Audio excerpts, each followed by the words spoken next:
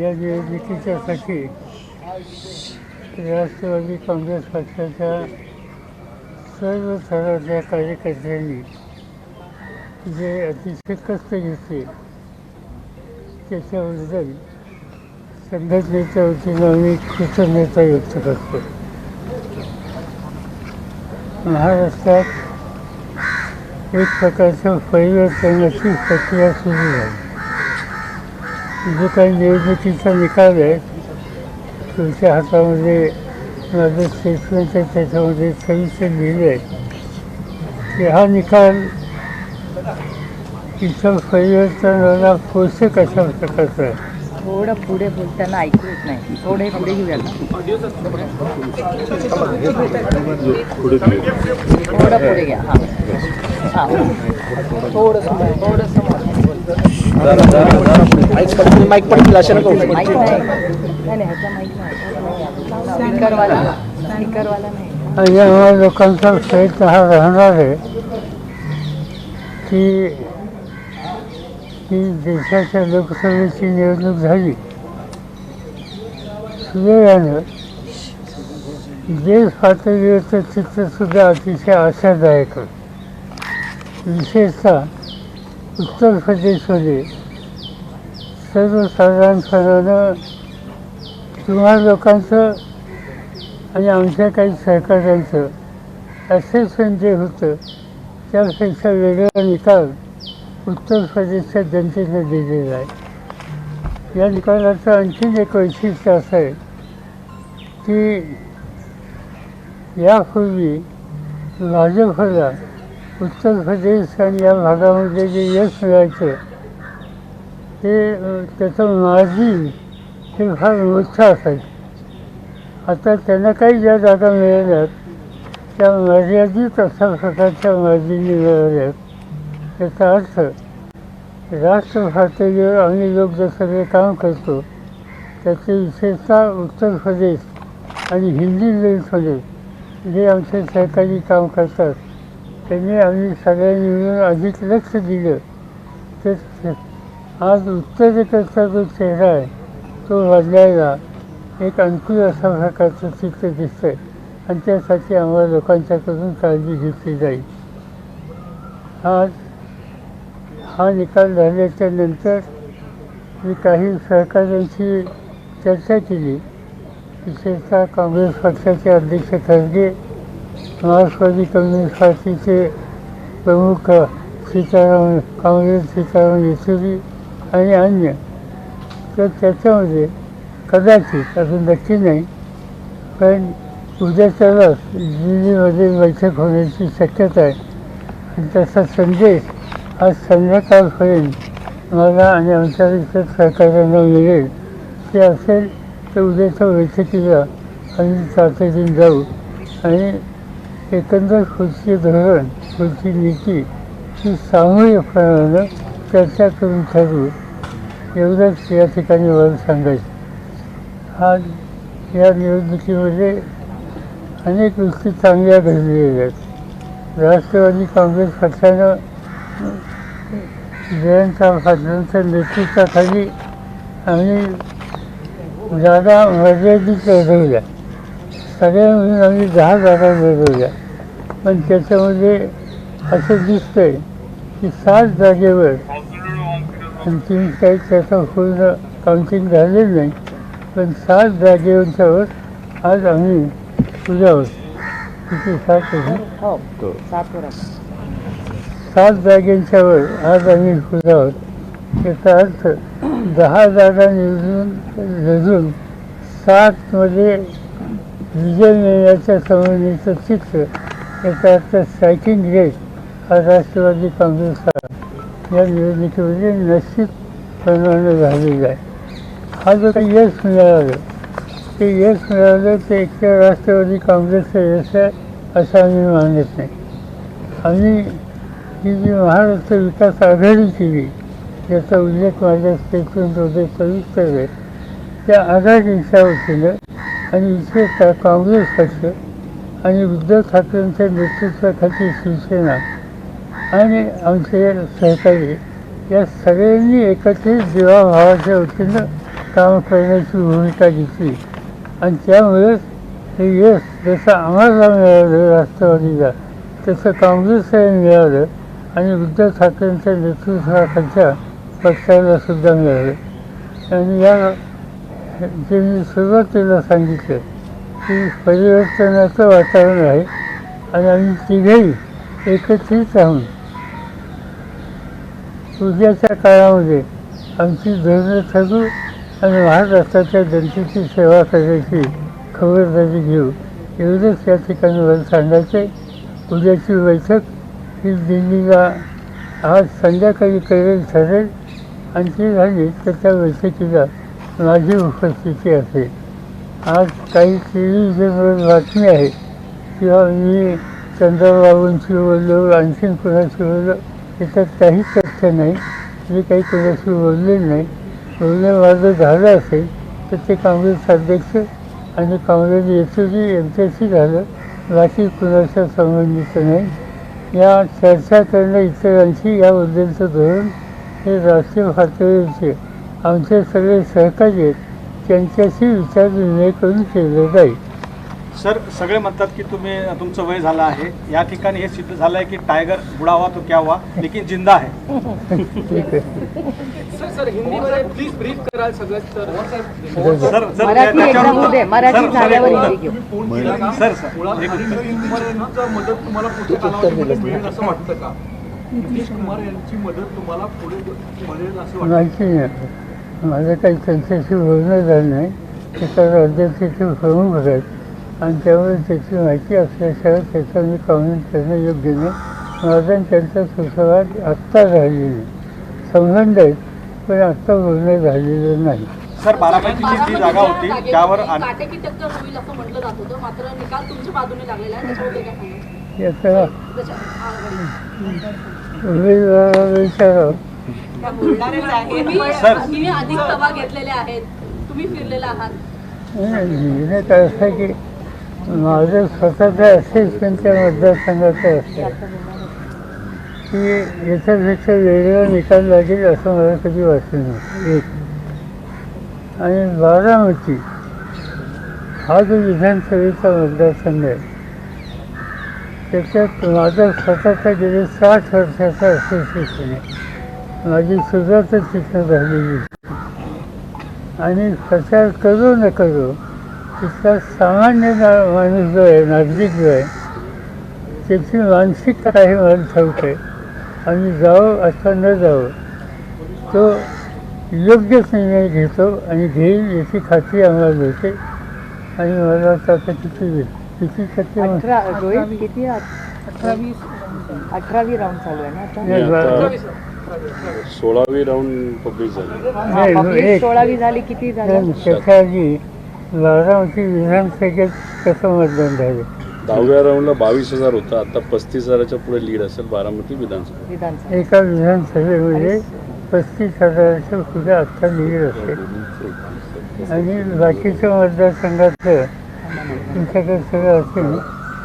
हो, म्हणजे बाकीमध्ये पण लीड आहे. खडकवासला थोडंसं कमी आहे, बाकी सगळी लीड आहे. बाकी सगळे पण तालुके गेल्या वेळेसपेक्षा खडकवासला चांगलं आहे. टोटल त्याची लीड आत्ता अजून या क्षणी आता 16व्या राऊंडला आपली 76,000च्या आसपास आहे. आणि अजून 3-4 राऊंड आहे. अजून 6 ते 7 राऊंड बाकी अच्छा, आहे. 6 ते 7. आजचा निकाल लागला आहे. यानंतर विधानसभेपर्यंत महाविकास आघाडी अजून जास्त एक ताकदीनं पुढे येईल असं वाटतंय का? चर्चा अशा होत्या की हा लोकसभेचा निकाल महाविकास आघाडीला सुद्धा म्हणजे वेगवेगळं करतील, सगळे पक्ष वेगवेगळीकडे दिसतील. तुम्हाला काय वाटतं? अजिबात नाही. पक्की झाली अजून? आमची साधारणतः जो विचार होतो आणि झाला आहे त्याच्यामध्ये महाराष्ट्र ही विकास आघाडी जी आहे त्या विकास आघाडीच्या वतीनं आम्ही सामूहिक कष्ट करू, प्रयत्न करू, लोकांच्यात जाऊ आणि उद्याचं महाराष्ट्राच्या विधानसभेचं चित्र बदलायला जे आमचे प्रयत्न चालूच आहेत त्याला हा निकाल आम्हाला अधिक प्रेरणा देणार आहे आणि म्हणून हे काम आम्ही चालू ठेवू. Sir, do you expect the alliance partners of the BJP to break away and come on the India alliance side Do you expect the alliance partners of the BJP from the NDA to break away and come on the India alliance side? Do you expect that? No, I don't know. Neither we have discussed, neither we have thought. Pawar साहब किस तरीके से चुनावी परिणाम को आज के देखते हैं महाराष्ट्र के परिप्रेक्ष्य में, पूरे देश भर में जो चुनावी परिणाम है उसे कैसे देख रहे हैं आप? यही बात शुरू में मैंने कहा कि महाराष्ट्र में तो रिजल्ट अच्छा आ गया और सबसे ज़्यादा उत्तर प्रदेश का ये डिसीजन आएगा, इस पर कोई सोचते नहीं थे। हिंदी बेल्ट इसकी चिंता हम लोगों की थी, सदर्न इंडिया की कोई प्रॉब्लम नहीं था, मगर हिंदी बेल्ट में और मेहनत करने की आवश्यकता है, यह हम चाहते सोचते थे और इसमें कोई ना कोई सुधार हो गया ये बात सच है। फिर भी मध्य प्रदेश और कुछ एरिया में और ज़्यादा काम करने की आवश्यकता है, मतलब उत्तर प्रदेश की जनता ने जो इसमें डिसीजन दे दिया, एक नई डायरेक्शन सब लोगों को उन्होंने दिए। हम वहाँ के नेता लोग, वहाँ के कार्यकर्ता लोग और उत्तर प्रदेश की जनता जो इन सभी का हम आभारी है कि इस तरह का डिसीजन उन्होंने दे दिया। पवार साहब भगवान राम को लेकर जिस तरीके से राम मंदिर को लेकर जिस तरीके से बीजेपी ने मंचों से ये कहा कि जो भगवान राम को लाए हैं जनता उनको लाएगी, ये जो परिप्रेक्ष्य बनाया गया था कि राम मंदिर के बाद जनता उन्हें चुनकर देगी, बाद में प्रधानमंत्री का हिंदू मुस्लिम करना, सीधी बात है। मंदिर मस्जिद के ईश्वर रेज करने की कोई आवश्यकता नहीं थी। जिनको आम जनता के बारे में कॉन्फिडेंस है, ऐसे लोग उस लाइन पर जाते थे, उन्होंने कोशिश की मगर जनता ने इसका स्वीकार नहीं किया। यहाँ तक इस कैंपेन में आपने हमने लोगों ने देखा कि महिलाओं को इस तरह की तकलीफ हो जाएगी, ये लोग हुकूमत में आएगी तो किसानों की या रूरल एरिया की मीटिंग हो तो वहाँ बताया गया कि ये लोग हुकूमत में आएंगे तो आपके खेती में 2 भैंस आपने रखी है, इनमें से एक भैंस को लेके जाएंगे। इस तरह की खेत या गलत चीज़ें हाईएस्ट पोजीशन देश के जिम्मेदारी करते हैं, इन लोगों ने की थी। ये बात बिल्कुल अच्छी नहीं थी, मगर हमारा विश्वास था कि आम जनता इस तरह की कैंपेन, इस तरह की लाइन, इस तरह का प्रोपेगेंडा इसका स्वीकार कभी नहीं करेंगे और इसका अच्छा जवाब उत्तर प्रदेश के मुख्यमंत्री हो अखिलेश जी या उनके बाकी साथी लोगों ने ठीक तरह से दिया और जो कुछ बातें कही गई इसका स्वीकार जनता ने किया नहीं।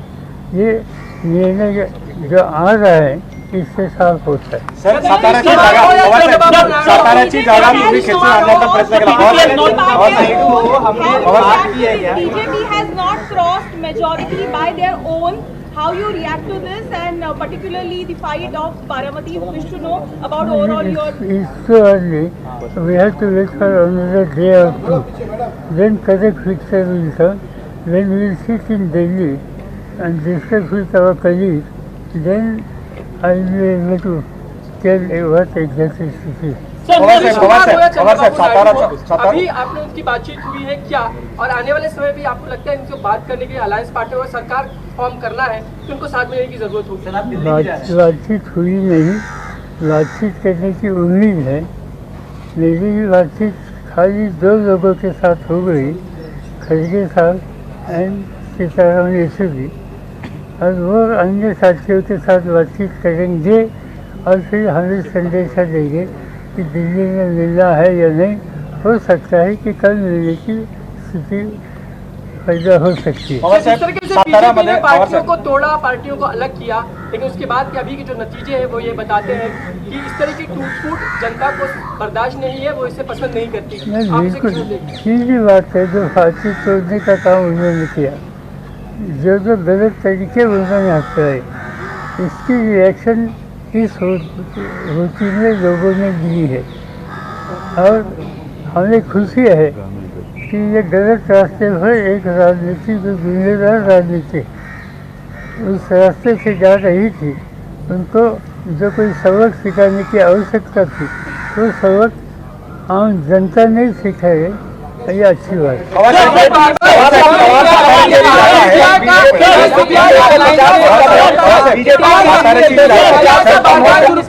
साताऱ्याची जागा तुम्ही पाण्यात भिजवून ती परत आणली होती, त्यावेळेस तो विजय मिळाला होता, परंतु आता साताऱ्याची जागेवर पराभव पाहायला मिळत आहे.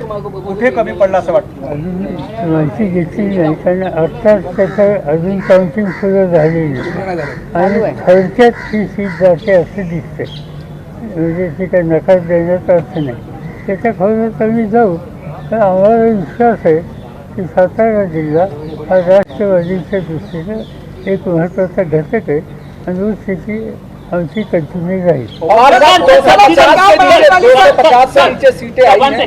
Considering BJP has not crossed the majority mark, and also considering your experience, who do you think will be the next PM of the country? I can't say anything. We are not sure whether we will be able to found out.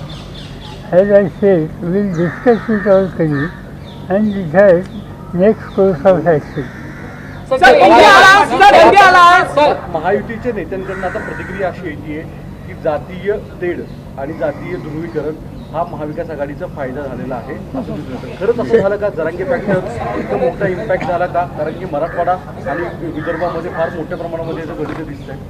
असं की लोकांनी त्यांना दूर केलेलं, आता ते दूर केल्याच्या नंतर कुठेतरी त्याची कारणमीमांसा करून डायव्हर्ट करण्याच्या संबंधीचा विचार आहे. त्याच्यात काही खर्च नाही. हा निकाल महाराष्ट्रातल्या जनतेनं विचारपूर्वक घेतलेला आहे.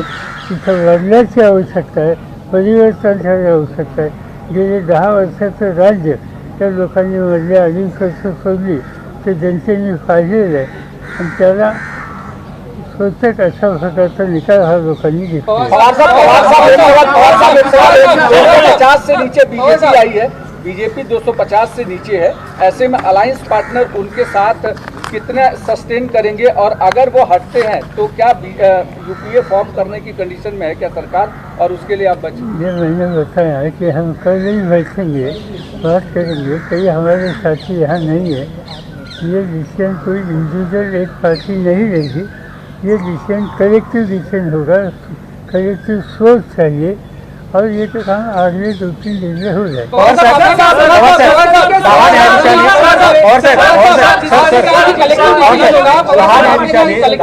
अपक्ष उमेदवार विशाल पाटील आता विजयी झालेत अशा पद्धतीची माहिती समोर येते.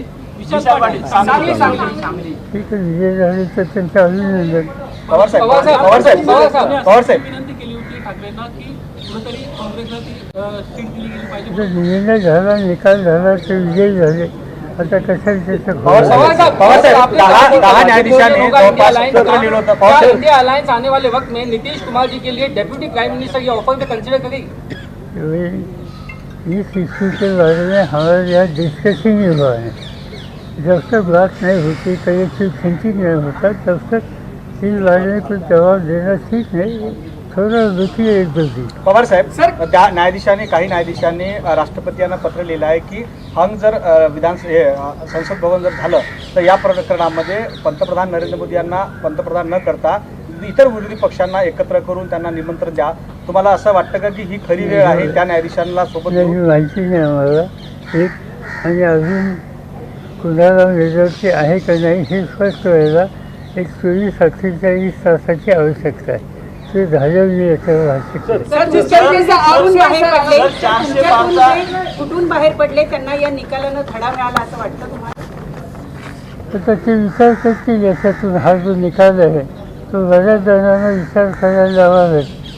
अनेक गोष्टी आहेत ते सांगते. आता आजच सांगणं अवघड आहे, पण सांगण्याला एकंदर लोकांची मानसिकता काय हे समजेल आणि त्याच्यातून शहाणपणा हा सुचून कदाचित काही वेगळा विचार करतील, माहिती नाही.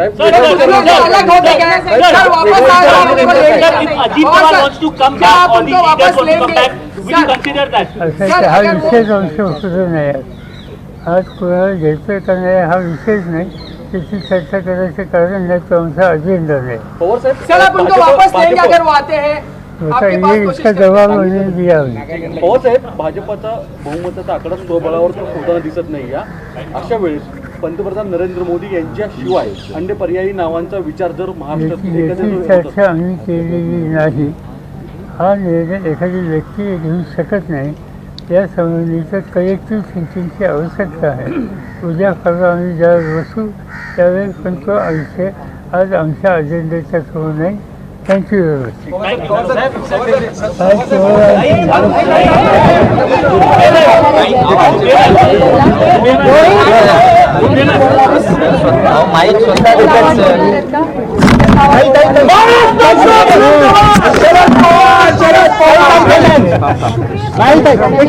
मच.